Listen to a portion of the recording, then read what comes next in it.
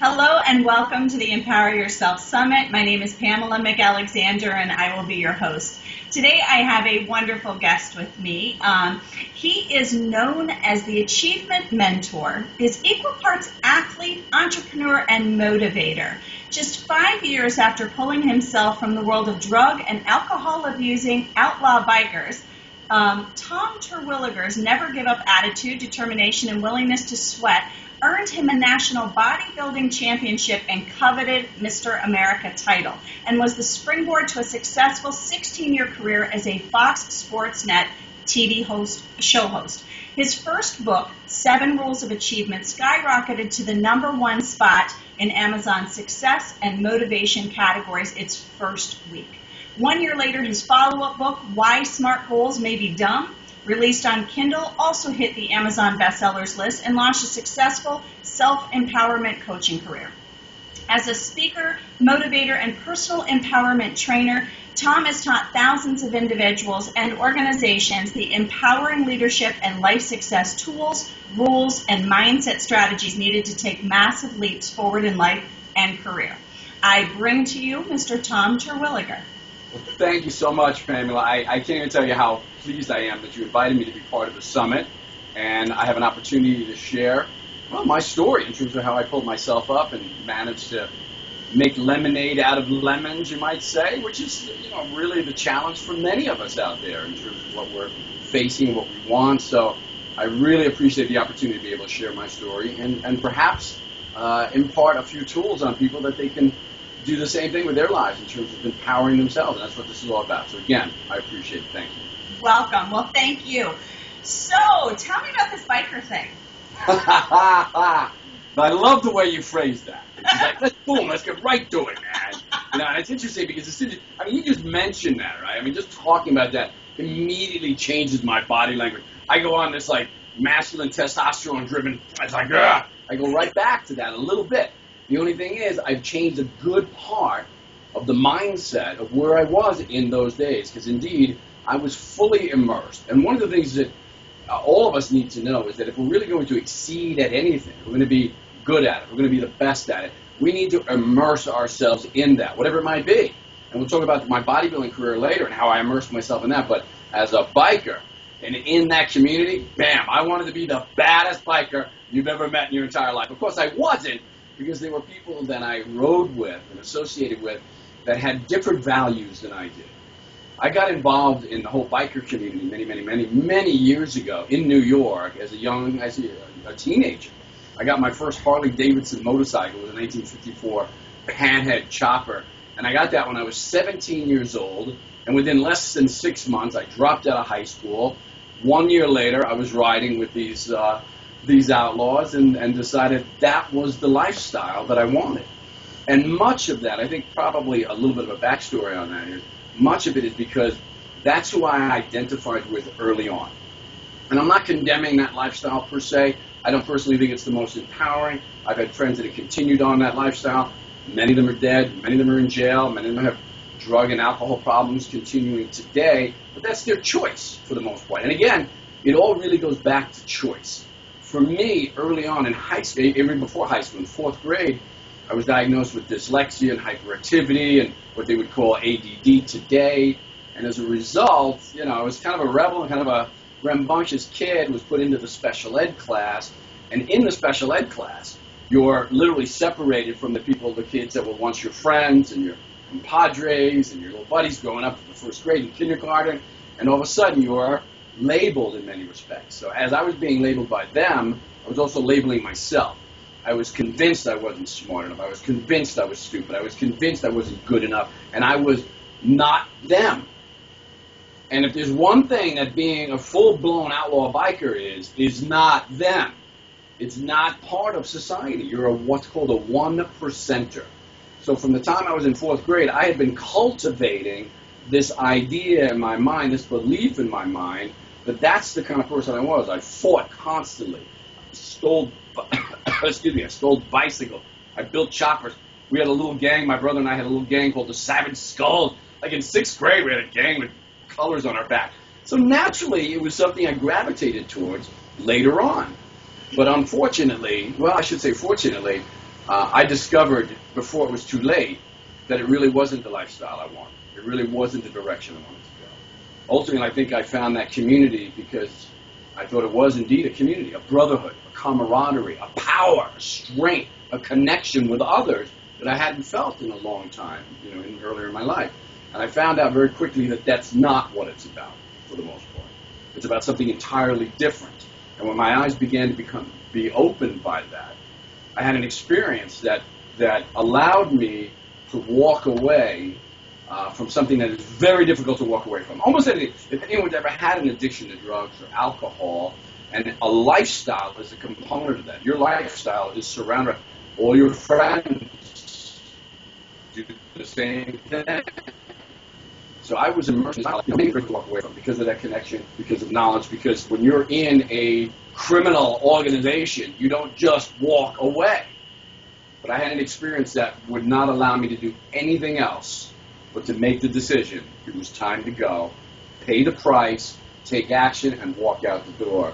So I was able to do that, fortunately. And it was a pretty interesting, traumatic experience. Now, if you don't mind my asking, because of course, you were in the teenage youth days, rebel without a cause days, and I have 2 boys. So, what did your parents think of this? Well, God help you. You have 2 boys. How old are your boys? How old are they? They're now 18 and 21, but, for a lot of years, my thought was always, I nicknamed them Evil and Knievel, because they were the adrenaline junkies, serious, major, and, so easily kids that are, in that situation, labeled with the ADD, ADHD, learning disabilities in school, just, always fighting, always angry. And it's like, you just sit back as a parent sometimes and go, please let this just be a phase and you outgrow it. So what did your parents think? Well, they went through the whole process, and it was very difficult for them. I was the youngest of 6 kids. Wow. I had much older siblings. The step up for me was only 5 minutes older than my identical twin brother. So we were the Evil and Knievel of our, parents' lives. And so I look back today, and I'm so like, I'm so sympathetic to what they had to go through, what their experience was. But I will tell you this, that one of the things, in fact, one of the primary factors that allowed me to find the inner strength to leave that lifestyle behind and pursue something certainly much more empowering was the belief that they always had in me, was the faith that they instilled in me. I mean, it was something, when I began to see what was happening in that lifestyle, and it was so diametrically opposed to the spiritual beliefs that it instilled, and that I didn't rebel against. I wanted to, because it's not easy to believe in something spiritual, something more, a higher power, and philanthropy, and being a good person and giving while you're living this lifestyle. So I sort of temporarily said, nah, that's all BS. But deep down inside, I still believed all those things, and it allowed me to find that strength. So as a parent, certainly, instilling those things, and you've done that over the years. You have certainly done that. So regardless of what they were going through, ultimately, unless they get caught in something that is such a riptide that it pulls them in and there's almost no way out, and I'm sure they haven't, then they're finding their way already. Right. For me, the culmination of that lifestyle began when I was 17, ended when I was about 23. That's what I was ready to ask you was, when did this end? Because obviously that's a dramatic change, going from this world and this life to bodybuilding, to Mr. America. What a 180. Indeed, truly. Certainly, I think probably most people wouldn't recognize winning a Mr. America title or a National Bodybuilding Championship title as something that is psychologically, emotionally as challenging as it is physically. And if you've got disempowering beliefs about yourself in terms of who you are, what you deserve, and what you're capable of, winning a title of that nature is virtually impossible. You can get far just through the physiological aspects of it and create some changes as a result of that immersion into the physical component. But becoming a champion, truly getting that far, is something that takes that full balance of spiritual, psychological, emotional, physical.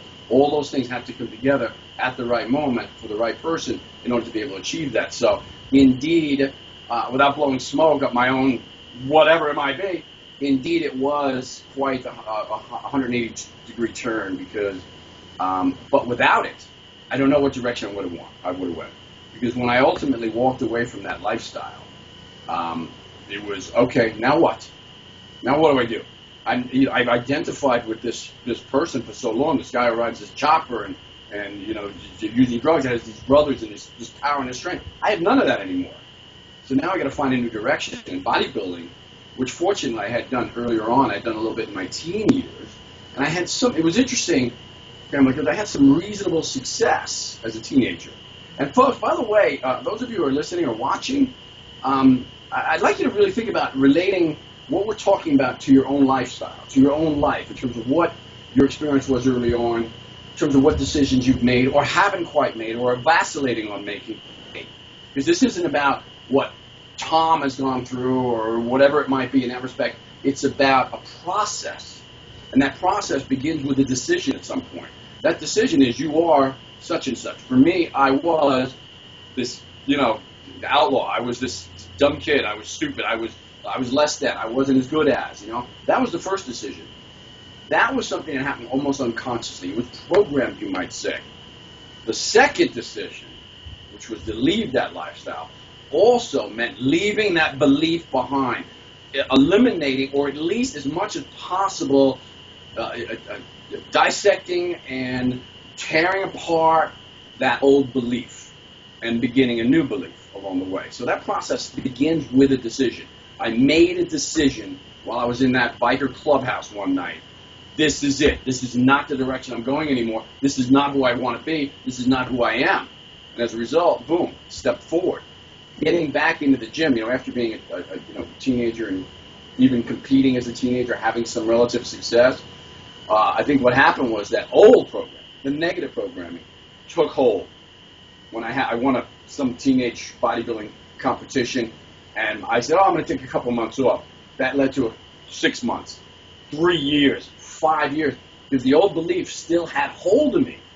And that winning of a championship was incongruent with that belief. Oh, it must be a fluke. I'm not that guy. Champions are these kind of people, right? I'm not that kind of guy. But ultimately, that had to change. So getting back into bodybuilding was sort of, it was something that was there. I always had a love for it. I always had a belief around it. My older brother, Raymond, who was a police officer in New York City, bodybuild. He worked out and kind of taught me some things along the way. So we talked about immersion earlier on. I was immersed in that biker lifestyle. When I left that behind, now what? So I had to begin immersion into something else that would occupy this sort of like ADD, addictive brain. We all have it to a certain degree if we allow ourselves, We need something. So I got into the bodybuilding, started reading everything I could get my hands on, started watching every video I could get. Jack LaLanne, Arnold Schwarzenegger, guys like Franco Columbo, Frank Zane. These guys were my heroes early on, and I sought to emulate them. And the interesting thing was, and I think what made the big difference, Pamela, and this is something for all of us to sort of like, okay, bam, maybe this is it. Maybe this is where I'm missing the boat, or that one, a little link, that one little piece. It wasn't for me. It wasn't just about transforming my physiology. That was important. But I knew early on, even as I was looking, I never read anything written by Arnold Schwarzenegger. I never read anything written by Jack LaLanne. I watched some videos. I saw some pictures. And I began to formulate in my mind, who are these guys? How did they articulate themselves? My vocabulary up to that point consisted of 4-letter words. Not really socially acceptable 4-letter words. Every other word. Right. And it was like, that had to change. So I knew if I began to build a model of what it is that I wanted based on what I was seeing, based on some of these other guys that I was making into heroes, you might say, building the model of who they must be, how they must articulate themselves, how do they deliver a message, how do they communicate, what do they think, how do they think. And that I began to rehearse it in my mind in terms of who that is, what that is. I will say this, one of the most influential books that I read early on, and this was literally months after leaving the biker lifestyle, was a book, and almost everyone's heard of it at this point. It's Psycho-Cybernetics by a gentleman named Maxwell Maltz. Now, Dr. Maxwell Maltz is long since gone. He wrote this book in the 50s. But it's all about reprogramming what he calls the internal success mechanism so that it starts to move us in the direction that we're focusing on, in the direction of the model that we're internally building for ourselves. I began using self-hypnosis techniques, meditation, to begin to build this new model. But I will tell you this, that the temptation to go back was huge. The moment you make a decision to move forward, and this is part of what I teach these days, it's called the leap of faith process. Part of what happens is as soon as you make that decision to move forward, the temptation to go back will always be there. And the more determined you are to take that step forward, the more determined that temptation is to bring you back to where you once were. Because those old beliefs are still there hiding somewhere in a dark cave. Does that make sense? Yeah, so how do you fight that? Because I think everybody who's trying to change is met with that same dilemma. So how do you fight that? Oh, well, the first step is understanding it, recognizing it for what it is. And in the process, I call it the dragon. And what we want to do is we want to take the dragon and bring it into the light. Dragon works well in the darkness. You don't see the fire coming until it's too late. All of a sudden, it's like this big flame of fire coming at you. It's like, whoa, holy mackerel. Grabbing you by the shirt, pulling you back. Bring it out into the light. Understand it. It's our dragon. It's our demon. It's this old disempowering belief that we once had, thought we had completely eliminated or are working on eliminating, but is still lingering there, hiding in the shadow. So the first thing, and that's why I give it, the dragon, because the dragon, it's just, mythologically, it's one of the most fierce creatures on the, in history. And so if we give it a title, if we give it a name, bring it out into the light, we start to understand it. And the second thing is, how much of it do you understand? What do you understand about those old disempowering beliefs? And why are they showing up now? For me, it was like, man, as soon as I started getting back into the bodybuilding, feeling good about myself, leaving that lifestyle behind, I would get phone call after phone call. My buddies would say, hey, we're riding here, we're going there, why don't you join us? And then the other thing that happened was just the opposite. I remember one time I stopped into this bar that used to be our big hangout. It was called D's. And I drove by, was in my car, this is about 2 years later, and I'm already like into the bodybuilding thing. I'd already taken third place at the national championship, which was like unheard of after 2 years of training. And I saw all my buddies' bikes out there, including my twin brother Mike's. And when I saw his bike, I'm like, you know what? I'm just going to stop in. I'm going to check things out, right? Just say hello to my old friends. They'll be like, hey, how you been? Instead, what I got was, oh, too good for us now. You're the guy, you're the bodybuilder. So it's like the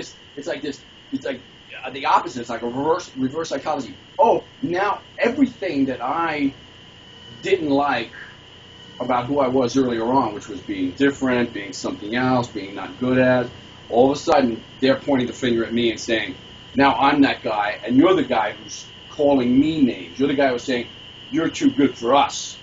So all of a sudden the roles were reversed, which is another form of temptation. It's another way that the dragon shows up. So the key is to bring the dragon into the light and then understand as much about it as possible in terms of what tactics, what strategies, what internal language does it use to continually pull you back. Addicted to alcohol, addicted to drugs, addicted to pornography. All these things are the dragon pulling you back saying, no. You're not that guy. You're not that woman. This is who you are. You belong right here. So the first step is to understand that, recognize it, and begin to dissect how it works, how it functions. There's an old saying, know thy enemy. Keep your friends close, and keep your enemies even closer. Know that dragon. Put them in your pocket and say, I don't think so. Not today. Today I make a choice. Now let me ask you this, because you went right from that career with bodybuilding and Mr. America into a Fox Sports Net TV show host. How did that come to be? Interesting. Again, there's such a powerful lesson that I've taken forward with all of this, and it's something for all. And I've seen it in others. I've seen how it works. The power of momentum is incredible. And once you make a decision about who you are, what you're going to do, and you start to take congruent action with that and begin to build that new model of what that looks like, what your future looks like, your destination, you might say, then all of a sudden resources start to show up. Most people have this psychology, this mentality that the universe is working against them. They're always late, they lose their keys, they just got fired, I can't get my finances right, my spouse is cheating. Victim mentality, the universe is conspiring against them in some way. Why, we don't know. It's not the universe. It's your own psychology and your own energy that's working against you. So for me, I was able to eliminate most of what was working against me and start having it conspire for me. And this is something we can all do by identifying our objectives, making it realistic, setting goals, making sure you know what your resources are, including your own internal resources, creating that new model, and taking consistent, congruent action towards moving in that direction. Then all of a sudden, these resources you never would have identified. I never would have accepted or even identified an opportunity like working for Fox Sports Net. Ever. At some point, I would have said, I can't get in front of a camera. There's no way I could possibly do that. There's no way.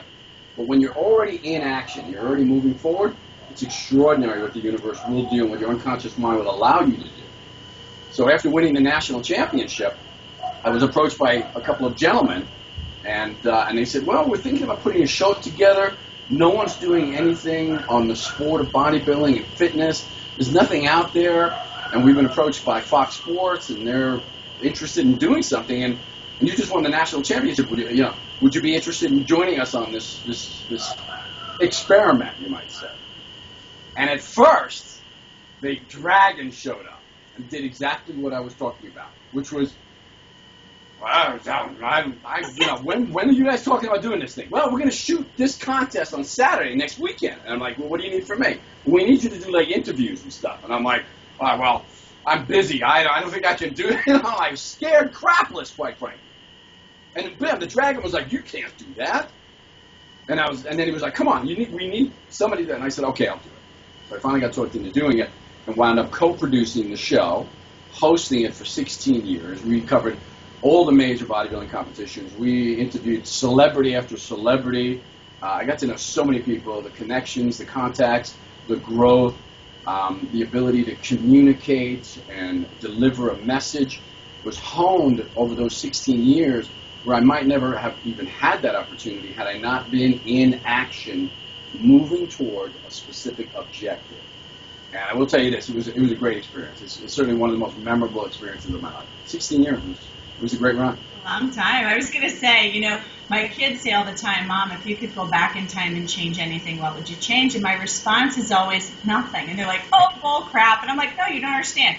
Everything I've experienced, everything I went through, maybe if I was back in that at that exact moment, I might think differently, but I'm not. I'm where I'm at now, so that means everything I experienced put me where I am today. So here you are today. And everything, obviously, that you've gone through your entire life, from the ups and the downs to, fighting that dragon, that has all given you endless resources of experience that you can then now put into your coaching and the things that you do for people. Yeah. And it's so interesting you say that, because we all have that. A lot of times what happens is we get down on ourselves. We don't think we've had. I've done this myself. I can count, oh my God, the failures, the disappointments, the frustrations over the last 20 years far outweigh the successes. Far. But those successes have been wonderful. Those successes have put, and the failures are also part of the experience. Without those, I wouldn't have the experience to be able to share. Without the failures, without the setbacks, without falling down and getting back up again. So everyone needs to understand that. You're going to fail along the way. But the key here is to maintain that psychology, maintain that mentality that, no matter what, no matter how many times I get knocked down, I'm going to get back up again. Early on, when I was about 8 years old, my twin brother and I, my older brother Raymond, who had been an instructor at this Kung Fu school, Kung Fu Wushu Academy in New York, and it was led by a gentleman named Alan Lee, who escaped from communist China, and he was a traditional martial arts Chinese Shaolin monk, and very disciplined. And my brother enrolled us in the school at about 8 years old. We studied until we were about 15 or so. even with all that training and all that philosophy, I still went in the wrong direction. But the point is, I had an experience one day that just, I'll never forget it. I wrote about it recently. In Chinese Kung Fu, there's a position called the horse stance. And basically, it's an upside-down U, and your legs are wide, and you're pretty much parallel to the floor for the most part. You've ever seen it. It's like this. It's hard to hold. It's a transitional position for most of your techniques and stuff. But it's very hard to hold. Try doing a horse stance and hold it for 2 minutes. It's very difficult. You shake. You just start shaking, But I'll never forget this one lesson. I probably was about 10 years old, about 2 years into the studies, and got into the class, and we were instructed to take a horse stance, which wasn't atypical. It happened a lot. Take the horse stance. We weren't told how long we were going to hold the horse stance. We had to hold it the length of the entire study, that entire class, which is 90 minutes. And you could fall, but you'd better get back up. You would be taunted. You'd be pushed. It was like Navy SEAL training. At that moment, we're just like, kid, you don't need this. Just fall down. Just go home. Just go home. But don't show up tomorrow. Don't come back. And the lesson of falling down, it's okay to have tears in your eyes. It's okay to feel frustrated. It's okay to feel that pain. It's okay to feel like you failed because you fell. Get back up. Get back into your horse stance. Get back into the battle. Forget that crap. That's just the dragon saying, you see, you're a loser. You see, you're a failure. You see, you can't do this. You say, no, I can. And you get back up and you keep moving forward. So that was a very powerful lesson that, again, also served me along the way for many, many years, to this day as well. Well, tell me about this leap of faith coaching that you did. My partner and I, actually my former partner and my wife, created this process, and I shouldn't even say created it. It was revealed to us, you might say, because of literally years of study, research, and observation of leading and going to live events, for the most part, and then looking at what do people do when they change. Most change, in many respects, especially if you've been struggling and been challenged along the way, most change comes as a result of taking a leap of faith. It's just like, I don't know if I can do this. I don't even know where I'll land. I don't know if I can find another job. I don't know if I can find another relationship. But what I'm doing now is no longer acceptable. I have to do something. And you step out onto that little precipice. And the chasm is great. And you don't know how far down it is. You don't know how wide it is. But you just freaking leap anyway. So as we began to observe this process that people go through, literally, we began to identify what that process is. And what we began to identify was a 4-step process. One is body rapport. It's critical to connect with your body. Now, at that moment, when you're standing on that precipice, the first thing we do is take that breath, right? It's like, and what that does is it connects us to our physiology. And every cell of our body has the memories, has the strength, has the courage that we're after, we're looking for. And that breath is life. It oxygenates the brain and the cells. And all of a sudden, it was like, we can do this. But so you've got to connect with your body. Now, the steps along the way to really create that rapport, and the reason we call it body rapport is because over time, we've denied our bodies through bad food, sedentary lifestyles, not listening to it. Think about your body like a lover. And if your lover is whispering something, I need attention. I want more. There's something I need. And you ignore it, it begins to shout, like a lover. It begins to shout, hey! And it starts to complain, it starts to bitch and moan, whatever it might be, right? You don't listen at that point, you're getting slapped in the face. Or guys, you might get kicked in the ball. So it's the whisper, the shout. It's not, if you don't listen to those, you're in trouble. And your body does the same exact thing. It whispers at us. Then it shouts. And then ultimately, it'll provide a nice heart attack, a stroke, diabetes, cancer, all these things that represent the slap in the face because we weren't listening. We've lost rapport. So it's so critical to get that rapport back. And there's many different strategies that we teach on how to do that. The second component is brutal honesty. You've got to be brutal honest with yourself. When you're standing on that precipice and you're ready for that change, if you're not brutally honest with yourself about, wow, okay, I don't know where I'm going to land, but I know I'm worth more than what I've been accepting in my life. For me, when I was standing at that bar in that biker clubhouse, looking around at what I had become, I had to be brutally honest. And the real truth of the brutal honesty is that we are magnificent. You are magnificent. Look at you. Look at other human beings. Look at the species that we are. Not to be arrogant.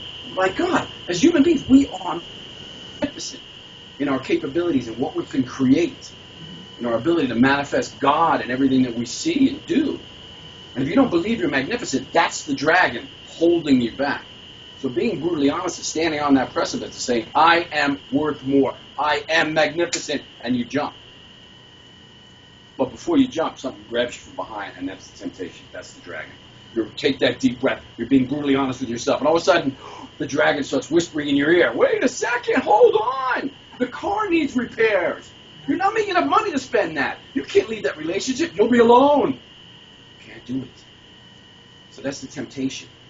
And understanding that dragon, recognizing it, how it works, how it communicates, how it holds you back, how it's disempowered you in the past, is the only way to do the next part, which we call the ABIF, the action based in faith. A faith in yourself, that you can be more, that you can do more, that you can survive. Even if you jump and don't make it to the other side, even if you drop down, you will pick yourself back up. You'll climb to the next precipice, and you'll jump again. And maybe it's a faith in God, maybe it's a faith in your family, maybe it's a faith in something, perhaps something bigger than yourself. But once you have that, that's the final part, the action based in faith. You remember the movie Back to the Future? Yeah. With Michael J. Fox? Remember that? Well, the villain in that was a guy named Biff. Mm-hmm. That's why we call this a BIF, the action based in faith. That's good. That's right. And McFly's action based in faith was when Biff was molesting the girl in the car. He opened the door and he got the surprise. It was Biff. And he had a choice. The temptation was there to walk away. Biff said to him, just walk away, McFly. Just walk away. And he almost did. And then he turned and said, no, Biff. You take your hands off her. And it meant having to take action. And swinging his fist. That was his leap of faith. And it changed everything. It changed his entire life, his entire future. And we can do the same thing. Connect with your body. Create body rapport. Start honoring your physiology. It will start honoring you and start moving you in the direction you want. You can't move forward in your life with rubbery legs. The next step is to make sure you believe in yourself. Start to develop those beliefs. Create that new model and start to realize your own magnificence. Understand the temptation. Understand the dragon. Understand that it will come out of the cave occasionally, out of the darkness. Expose it for what it is. It's just an old, disempowering belief based on some previous experience you had as a kid or a child or some trauma you had. It's BS. It's the past. It doesn't equal the future. And then get on that precipice and take your leap of faith. That's the bottom line. That's the coaching process that I teach for the most part. And it's exciting. It's fun. We've seen, thousands of people take that leap and literally change their lives along the way and learn how to continue to move forward, leap after leap after leap. So it's pretty exciting. It's pretty fun stuff. That is amazing. I really appreciate everything that you have shared with us today. And before we finish up, I just have to ask you if there's, because you've given so much wonderful advice, but if there's one piece of advice, guidance, or wisdom that you can pass on to our listeners today that will help them take that first step on their journey to empowering themselves, what would it be? Well, it would certainly be, Jim Rohn, one of my favorite mentors and speakers, once said that most people never get what they want because they don't know what they want. And a lot of times we vacillate on what we want. We think it has to be that thing. I don't know what it is. I don't know what my purpose is. I don't know what mission is. We vacillate. We struggle on it because it seems so big. It's what is my mission? Forget about the mission. Identify what you want. Get clear on what you want. Now, most of the times when I ask people in the coaching is, what do you want? The answer is what they don't want. Well, I don't want. I don't want. I can't. I'm just right. Forget that. That's the negative energy that you're putting out into the universe. You're going to attract more of that. The cliche is the law of attraction, right? But it is true that if all we dwell on is what we don't want, and even though pain, frustration, disappointment, anger, all the stuff I was experiencing when I was at that bar, all the stuff that I had been experiencing long before standing in that bar when I made that decision in that biker club out. For years before that, I'd been vacillating on that up to that point. So all that pain, all that frustration, man, it's a great place to start a journey. Sure. Pain will get your ass, excuse the expression, off the couch and moving. But it's not the fuel that you want driving you to the destination. It's very unlikely that you'll make it all the way as a result of that negative fuel. It'll get you moving, but you better identify exactly what you want. Make it something small. I identified I wanted to be a bodybuilder. I want to win the Mr. East Coast competition. I wasn't thinking Mr. America yet. I wasn't thinking competing in the Mr. Olympia. I wasn't thinking rival Arnold Schwarzenegger. I was just thinking, what's the next step? What do I want? And that's that next precipice. And the interesting thing is that you can't see what's off in the horizon. You can't possibly see what you're really capable of until you get to that next precipice. And then the next one. And then the next one. Then it's like, oh my God, look at that. I never would have thought I'd be here. So identify what you want and then take action towards moving. That's it. Those two things are so critical. Well, that's the last. I definitely, that is like, this is going to be one of those interviews I make both my boys listen to, Tom, because, they both know what they want right now. My oldest has wanted to be a Navy SEAL for I can't tell you how long. And, he's held off. My husband kept thinking, what's he waiting for? Well, we didn't realize until this past June when my youngest son graduated, he was waiting for him. And so this is going to be one of those interviews I make both of them listen to because, it's like you said, it's when something is painful enough, it'll get you off your butt. But it's not the fuel to get you to the next precipice. And I love that analogy that you give. This has been awesome. I've loved this discussion. I wish we could go on for another. We'll do more. We'll talk more. My message to your sons, it would be, at 55 years old, let me tell you, if I could look back and do one thing differently, that's what I would do. Navy SEALs are just extraordinary. I mean, we've certainly seen more and more of them in the news and in the movies. Your life is on the line out there, but at the same time, you're doing something, you're serving a purpose, and you're developing into someone who's an extraordinary human being who later on can serve in so many ways. It's just inexplicable. It's just extraordinary. Take the step, guys. Do it. So I, like your parents, know what my boys are capable of. True. My parents knew. They knew. Oh my God. My mother once told me, she goes, you need a good dose of cocky. Really? She said, yes. You don't believe in yourself. I'm like, all right, I'll try. Got on my bike and rode off. Tom, I really appreciate your time today, and I want to talk to our listeners for a minute and let you all know that you've got direct access here to Tom's website. All you have to do is click on the link in our email here. He's got some wonderful things on his site. I highly recommend you check him out and what he has to offer out there. And Tom, if there's anything else you would like to share with our group today. Well, the only thing I would say is don't try and spell the name, Terwilliger. just go to maxmindset.com, maxmindset.com. You'll find tons of videos, lots of free stuff. I'd also like to offer, maybe you can put this in a link at some point, I've got a great internal representation tool. It's an audio for creating a visual of what it is that you want, planting it into the future, and then starting to move towards that. It's called the IR process, and I'd love for it's something we charge for, but I'd love for your listeners to have that free and be able to take that and move forward. Awesome. Well, thank you again for all your time today. I really enjoyed this interview and all of the wealth of information you have passed on to all of us. It's been wonderful. My pleasure, Pamela, and thank you again, and thanks for being a great mom.